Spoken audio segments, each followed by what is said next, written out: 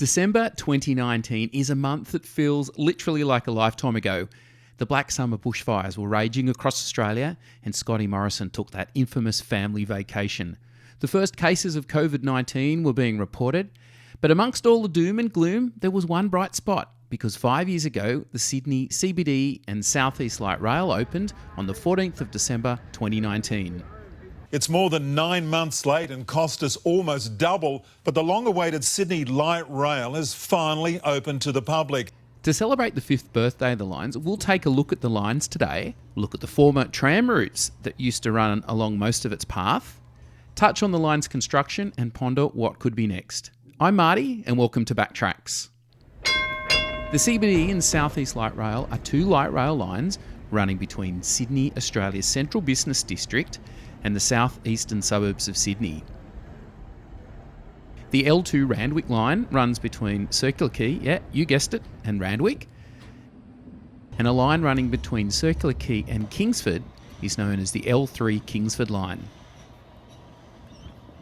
Construction of the line started back in October 2015, with the Randwick line opening on December 2019 and the Kingsford line opening a few months later in April 2020.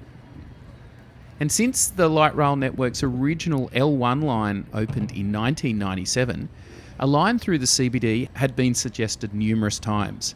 But it wasn't until 2012 that the government announced the commitment to build a new line at a cost of 1.6 billion Australian dollars down George Street to Central Station and beyond to the southeastern suburbs.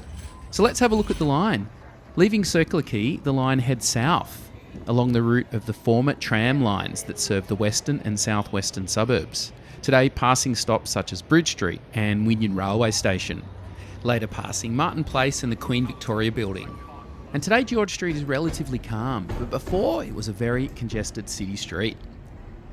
And during the time of construction, I worked on George Street, so I was able to take a lot of photos, but not any film. And above Town Hall, when they took up the asphalt, you could see the original tram lines nearly perfectly preserved in the concrete, and then they had to cut these huge concrete blocks out. This is also the point where we transfer from the wire-free powered section to the overhead wires. And the wire-free section is using Alstrom's proprietary APS technology, which is basically French for feeding via the ground, which is a form of ground-level power supply for street trams. Now, using overhead power, trams leave Town Hall heading south, passing the Cinema District, through to Chinatown, into Haymarket, and past the famous Sydney Central Railway Station, where trams once also ran through, although to an alignment just to the north on Eddy Avenue. And here we reach what I guess is the busiest stop, although I don't know that for sure, and that's Central Chalmers Street. And the best fact about this stop is that underneath here are 4 underground railway platforms, which started construction back in 1951.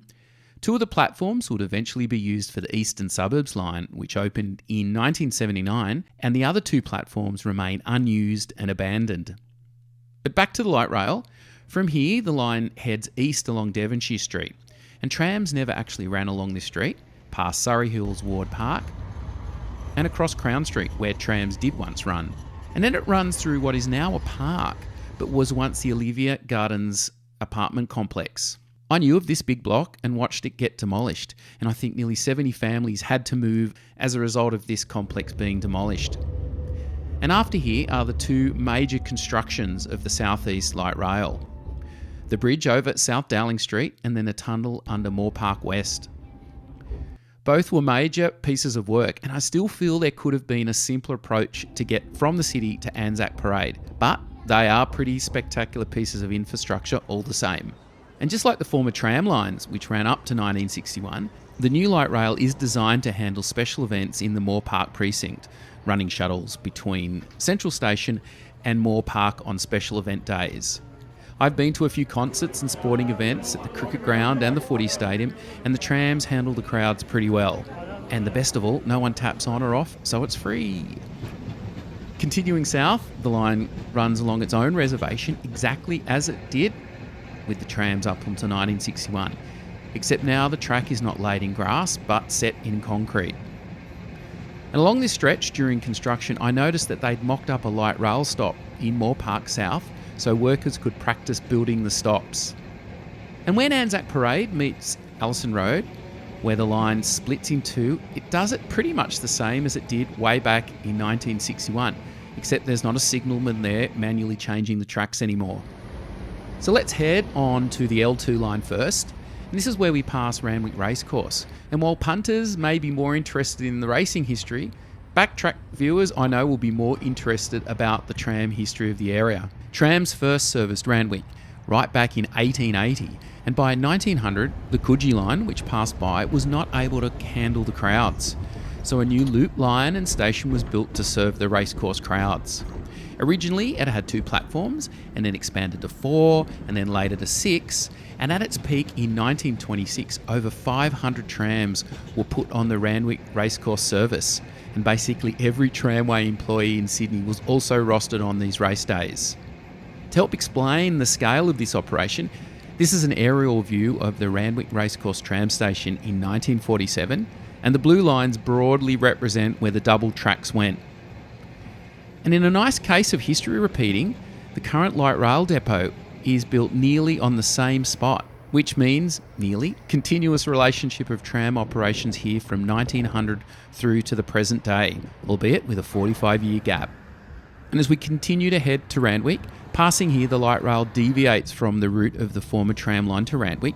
As we pass Wansley Road, we can take in a commanding view of the racecourse, and then we head to the eastern or High Street side of the University of New South Wales. Then passing the Randwick Medical District, which includes the Prince of Wales Hospital and the Randwick Children's Hospital, and then we end at the Randwick Terminus, at the corner of High Street and Avoca Street.